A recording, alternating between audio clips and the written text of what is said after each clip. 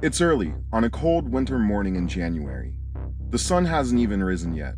You get out of bed, stretch your arms, and head into the kitchen to make yourself a pot of coffee. But you're jolted by some sort of loud noise in the distance. Was it some sort of explosion? You shrug it off and go about making your coffee. And then, your phone sends you an alarm. War has begun, and it's heading to your city. You can't use the car because the roads and streets have already been cut off by the enemy, and you only have 12 hours to travel by foot through the cold, rainy, muddy mountains of Germany to an evacuation point 30.5 kilometers away. Can you make it? I challenged myself to find out. This is St. James Way, 12 hours to escape war.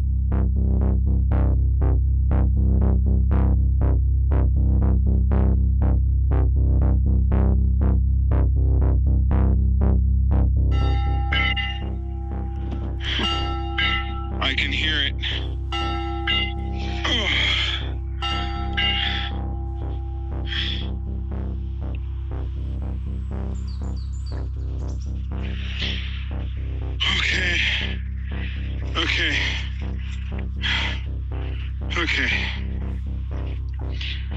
Okay. All right. Du schaffst das. Die letzten 180 Meter. About 1,000 years ago, people from all over Europe made a pilgrimage to the tomb of the Apostle Jacobus in Santiago de Compostela, Spain. The paths leading to that destination are called Jacob's Trails and are still used today as the most popular pilgrimage route in the whole world. Okay, so it's exactly 7 o'clock. It came pretty quick. Get my gloves, scarf. It's going to be really cold, wet, possibility of snow, and it's time to hit the road. Got a waterproof backpack right here, and it's time to go.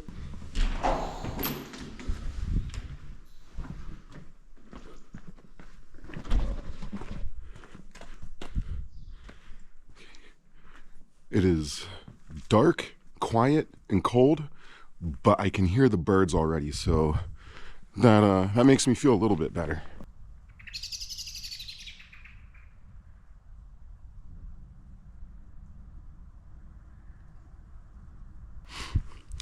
So a fun little fact about Germany, they have these little libraries in the parks.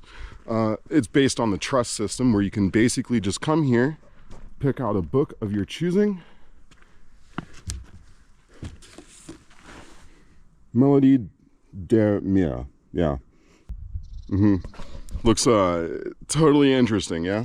But anyways, yeah, you can just kind of bring it with you, read it, take a day or two, whatever you want. Bring it back, no late fees. Trust system, it's pretty cool, and they don't seem to have problems with it either. All right, coming up right here ahead of me is one of the parts that I was actually nervous about with this whole journey. Because basically I'm going to be skirting alongside of the river. It's called the Leine, and that goes all the way through Niedersachsen. Like I said, we've had a lot of flooding in the last week, and we're expecting flooding today as well, and we're expecting a lot of rain today. It's cold with possible snow, so I want to get this part done with right now before any of that comes my way. So as you can see, there was just recently a little rope here tying the section off. The water is moving pretty fast, but it's low enough. I don't know what it is, but something about this makes me feel like a hobbit. Throughout most of German-occupied Europe, the Germans sought to round up and deport the Jewish people to centers in occupied Poland. Some survived by hiding or escaping. The exact number of survivors is unknown, but here's a good example of how dangerous it was to escape the war. About 22,000 British and American airmen were killed or captured when being downed in France, but only 3,000 are recorded as having evaded capture by the Germans. That was in France. And the airmen downed in Germany? Well, they weren't so lucky. They were nearly all captured or killed.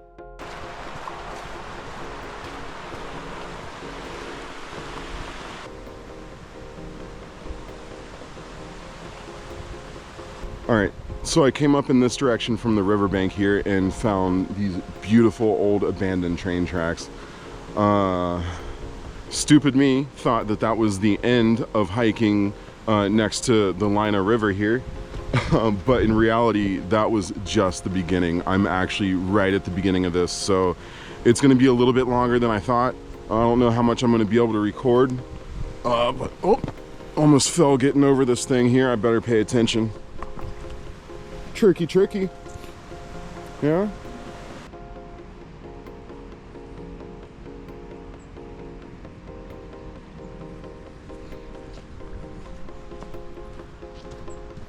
I've always wanted to hike all the way out to this trash mountain or salt mountain or whatever the hell that thing is, and I guess today I've about pretty much done it.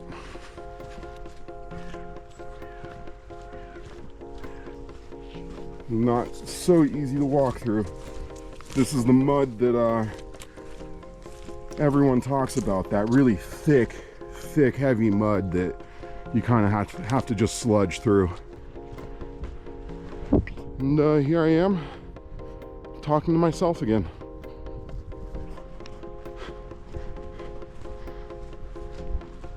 We're getting there.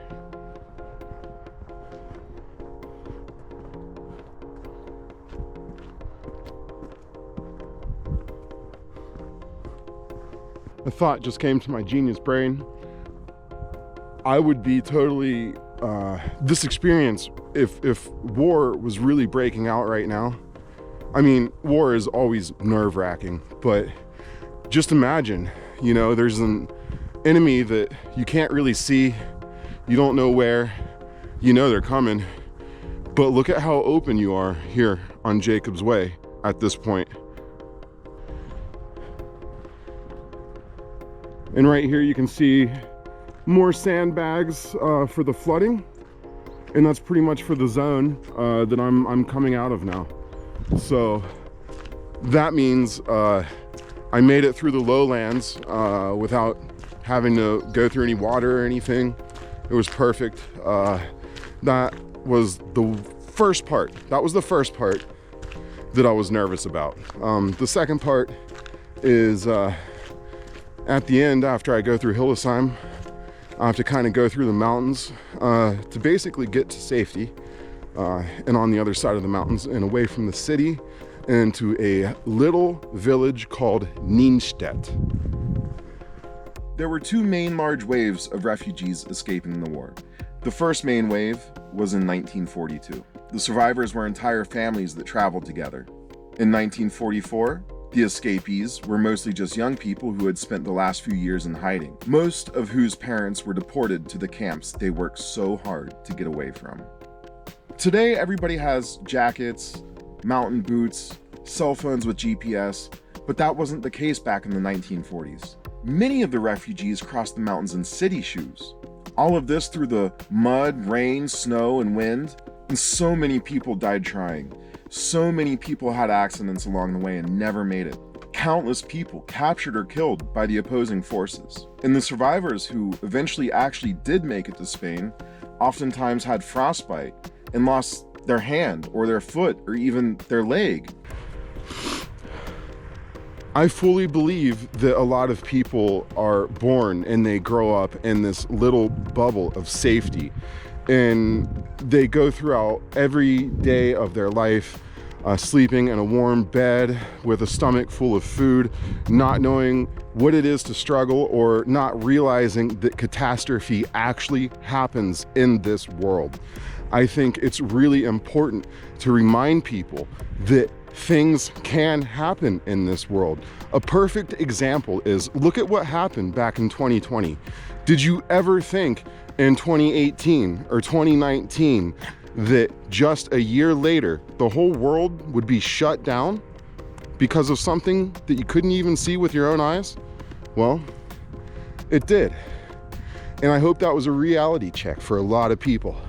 And what I mean is a reality check in the sense of we need to wake up and we need to realize that this world is fragile and that things can happen that there is instability in this world. Just because you don't experience it in your every day-to-day life, it exists.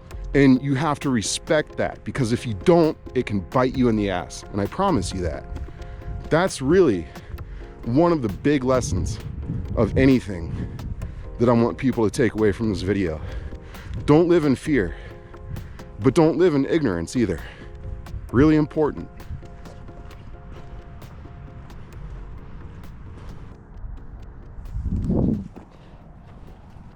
It's gray, it's muddy, it's wet, but it's somehow, it's just so beautiful here. The feeling is, it's hard to describe. Surreal. Surreal.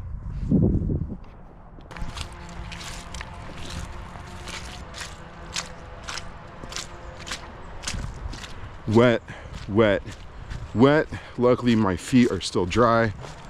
All this water, that's from all the flooding and the mud. You can't really avoid it.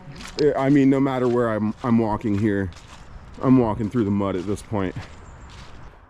So I'm definitely not running into any other hikers at this point, with the weather being what it is and everything. I'm guessing if I ran into somebody out here, they would be about just as crazy as I am, probably doing something about just as stupid as what I'm doing.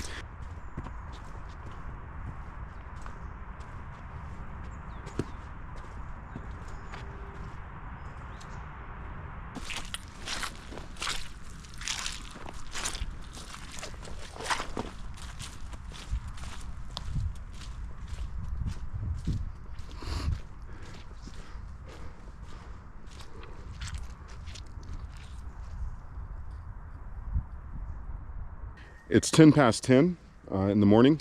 I'm a little bit behind schedule. I wanted to be right in the middle of Hildesheim at 10 o'clock, and I'm not there. I'm just on the outskirts of Hildesheim, so I'm gonna get a little bit of water in my system, really important. And I haven't eaten anything yet, so I'm gonna check out what I brought with me here. Tissue papers, you never know when you're gonna need to blow your nose or wipe your ass. This is from my phone, in case things get wet. This is for me, it's a poncho, in case things get wet. An energy drink, not sure if I'll use that today. My GoPro pack, which I love the GoPro. That's what you guys are watching this on right now. Did I put all my food at the bottom here? Extra socks, there it is, food at the bottom, of course. Food at the bottom. Pocket coffee, because why not? Power gel. I'm gonna go ahead and try that. This is cola flavor. Let's see what the other flavor is. Orange flavor. I'm gonna try that. So before I continue on, I want to give a special thanks to Desi's parents, because they've supported me in doing this. And they actually went out, and I was gonna do this without any food. And when they found out I was going to do this, they went out and got little these little bars, energy bars and power bars and all that. And it was so sweet. And I just want to say thank you. Special thanks. Power gel. Let's see what this is all about. Oh, it's really good. Really good. It tastes really good. I feel like I didn't do that right. I'll read the directions when I get home. 10-minute break turned into like about a 15 to 20-minute break. More like 15-minute break. So anyways, like I said, still a little bit behind schedule. It's time to just kind of hightail it, so that I don't have to go over the mountains and through the woods to grandmother's house we go in the dark.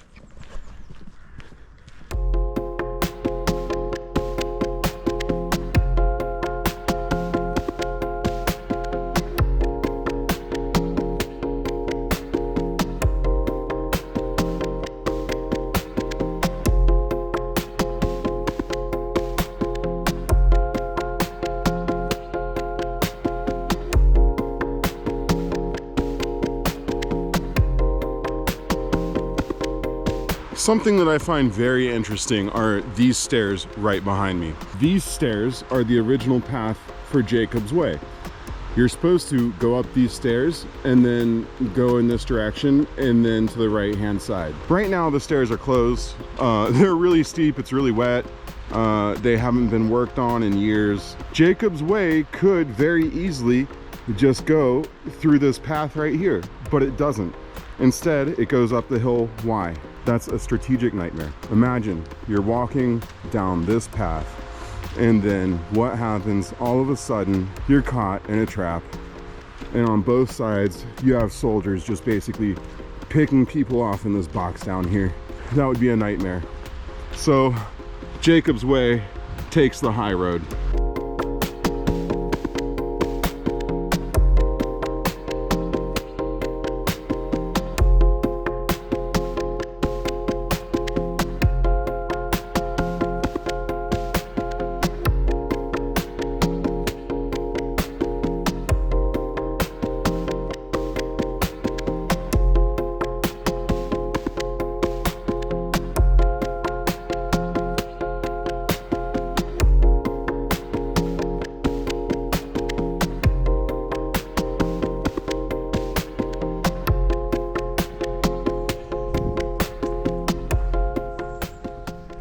It's just like a maze of cobblestone roads, and you never know what's going to be around the next corner.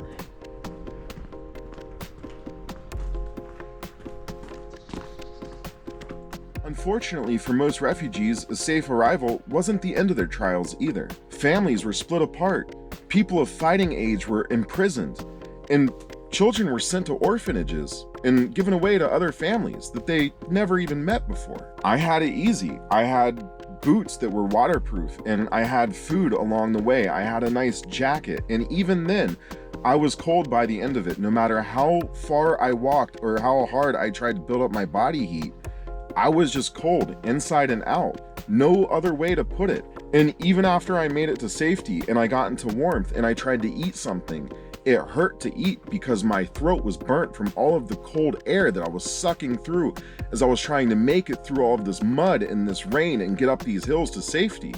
It wasn't easy in the stuff that I had. Now imagine doing it in city shoes in the 40s while getting shot at.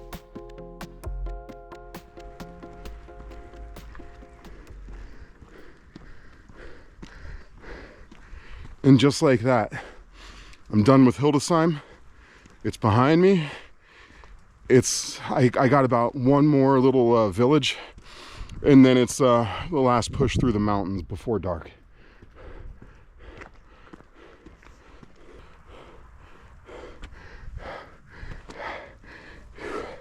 That's a climb. That's a climb. That's putting a little hurting on the trip here. Putting me behind schedule a little bit more. So hopefully when it evens out, I can make that back up.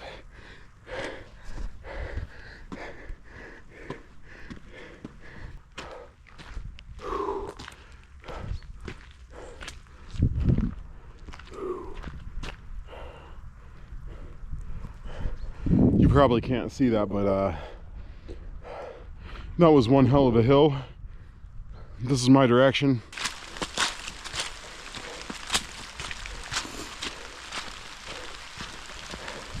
No matter where you walk, no matter how you cut it, it's cold and wet.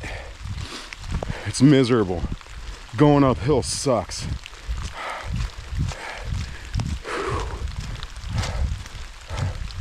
But it's always darkest before dawn, right? Just gotta get there. I can do it. I can do it. I can do it. I want to sit down so bad right now. You have no idea. I just want to sit down. My legs are on fire. I'm at the point where I don't really feel my body anymore. So I don't know if that's a good thing or a bad thing.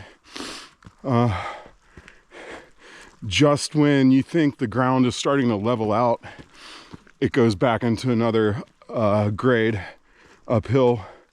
It's not even that steep. It's just a constant small incline keeps your legs on fire. They're just burning right now. Look right here. This little curve is another little incline, and it's just, yeah, it's a small incline, but when your legs are on fire, every small incline, it just adds up. And that's when psychologically your mind starts to tell you to stop, and that's when you have to tell it no. So this is the ridge right here. I'm on the last climb. I got to go up here and around here and then up there, and then hopefully everything after this should be relatively downhill. I'm not gonna lie, this has been hell. This is one of those moments where I think, what the hell were you thinking? What are you doing? But it's almost over. It's almost over. This is bad. This is really miserable. These are really miserable conditions. I'm pretty much on top of the ridge now. And from here on out, it should be mostly descending into Nienstedt. No matter what amount of body heat I try to work up right now, it's not working. It's just, I'm cold. It's cold through and through. I'm wet, I'm cold, tired. And there's the church right there. I can see it from here. I am really hoping that this is the last climb that I have to do today.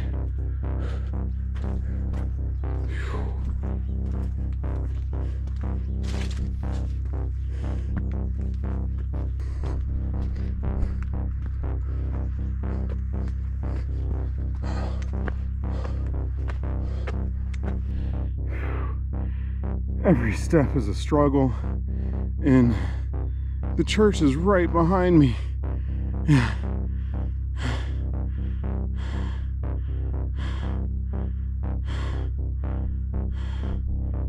Bist du okay? Ja. Ja. Wir sehen uns gleich. 180 Meter von mir. Okay. I can hear it. Oh.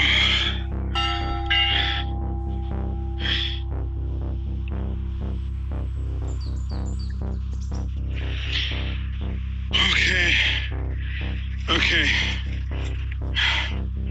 Okay. Okay. All right. Du schaffst das. Die letzten 180 Meter. Ja, gib mir eine Minute. Okay. Give me a minute. Sonst komme ich runter, wenn du willst. Ja. Soll ich mit dem Auto? Okay. Sollen wir mit dem Auto kommen? Robert, sollen wir mit dem Auto kommen?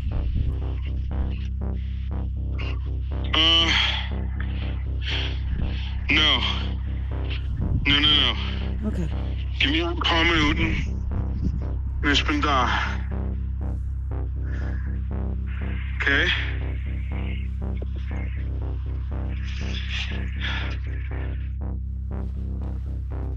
Endlich.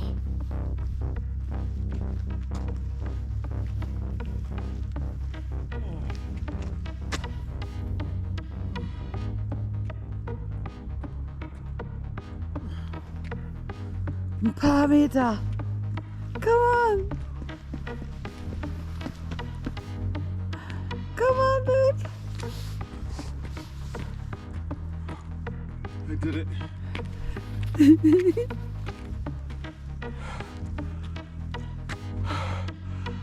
I just walked, I don't know how far, on Jakobsweg, and I made it. I did it. Oh. thank you so much. I love you. I love you too. Wo ist das Auto? I made it. Holy shit. I can't believe it. That's great. I'm cold. Daisy's, she's calling the evac. They're on the way right now. And I'm gonna get into a hot shower, a nice warm hot soup, get into some dry clothes, get into bed, get some sleep, hug my cats, tell them I love them. There it is. There it is. Okay, that's it. I'm getting in the car.